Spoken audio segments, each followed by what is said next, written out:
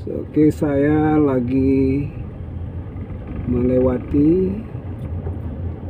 kawasan Inang-Inang.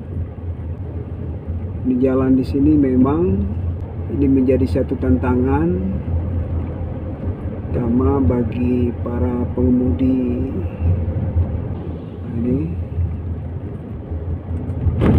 oke, kita sudah mulai menjaki kawasan Inang-Inang. Ini harus pelan-pelan dan hati-hati.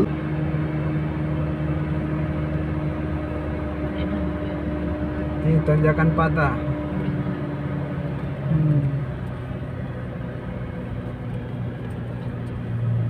Enang-enang ya, tajuk enang-enang. Tajuk enang-enang. Untuk kawasan enang-enang patah dan harus sangat hati-hati.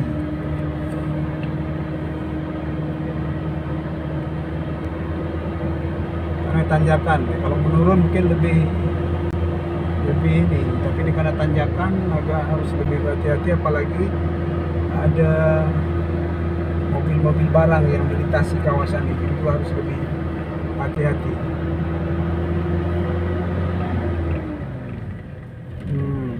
Oke. Sudah melewati kawasan Enang-Enang. Sangat terkenal kawasan itu. Kalau kita mau lintasi kawasan Biren, Aceh Tengah, atau Aceh sebaliknya Aceh Tengah Biren.